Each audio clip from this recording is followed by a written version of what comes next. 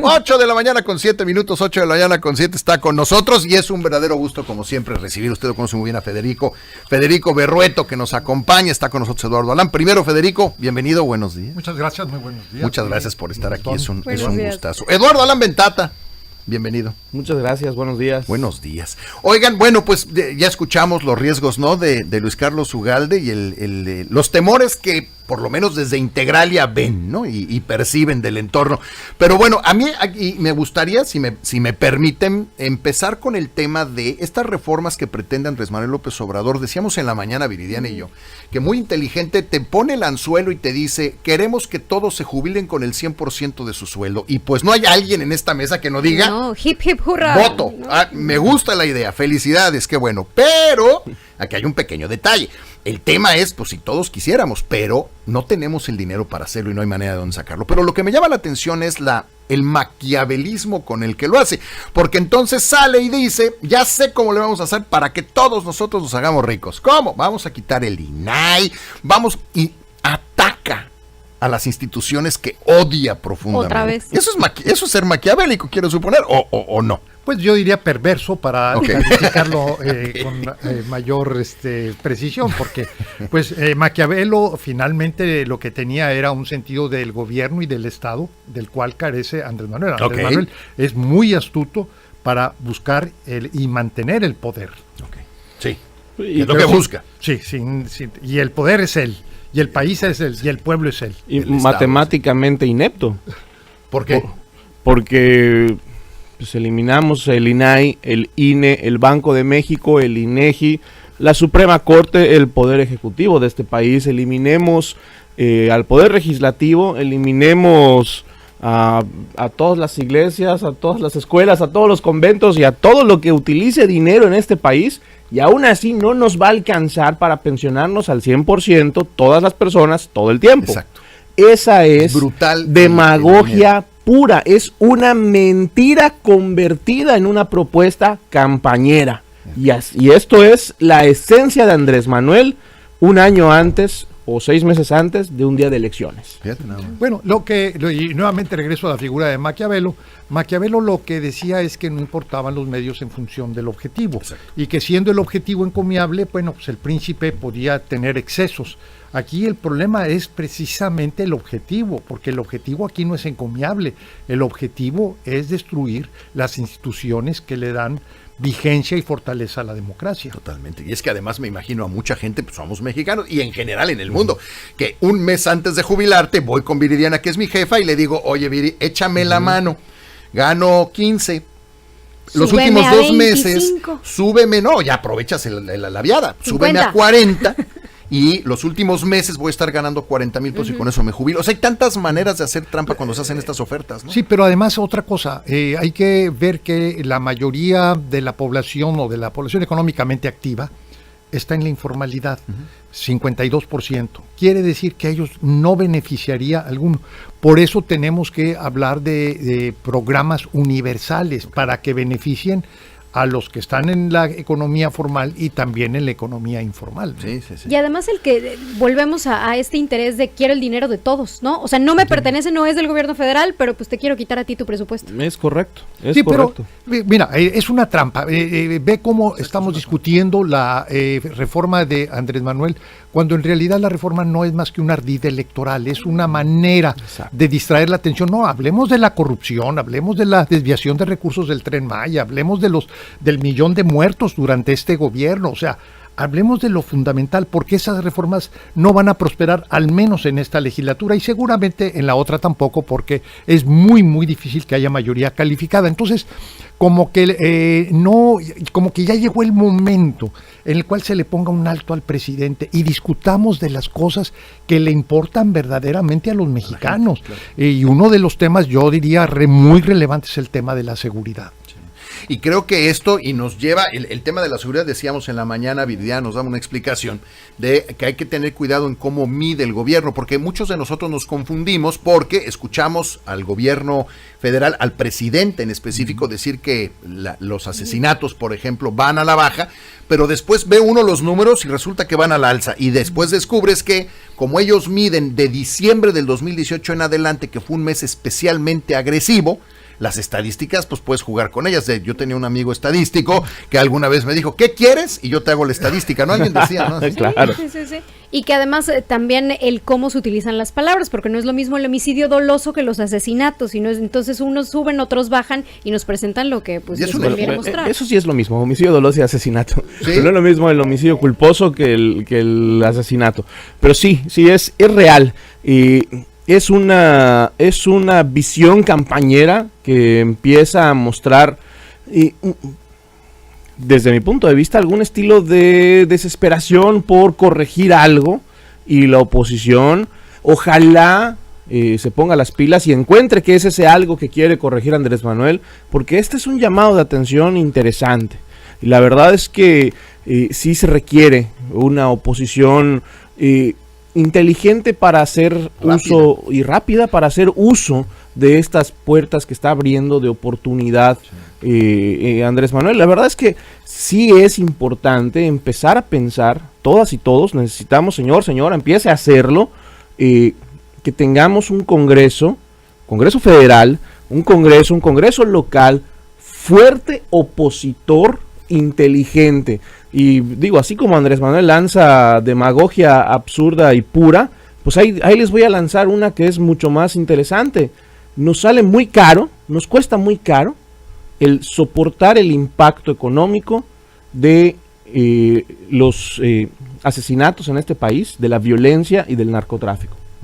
Si acabáramos, como dice Federico, si tomáramos medidas reales para acabar con la corrupción, con la violencia y con el narcotráfico, entonces a lo mejor nos alcanzaría un poquito más para jubilarnos mejor. Que además el aumento de la corrupción justamente es uno de los riesgos que plantea Integralia Consultores, el aumento de la corrupción, los manejos administrativos opacos e inusuales con fines electorales. Sí. Aquí una pregunta, y para conectarnos, una de las grandes preocupaciones del mundo en este año en el que van a votar un montón de personas y un montón de países es la desinformación. Provoca miedo el que sea muchas veces el mismo ejecutivo el que está provocando la desinformación, porque eso nos pone a la democracia en un peligro enorme, ¿no? Bueno, el problema está en los nuevos términos de la lucha por el poder, donde tenemos gobiernos populistas que apuestan a la polarización. Uh-huh. La polarización se enmarca en la lógica de guerra. Y la primera baja de la lógica de guerra es la verdad. Okay, sí. Y también podemos hablar de la ley, Okay. Fíjate nada más.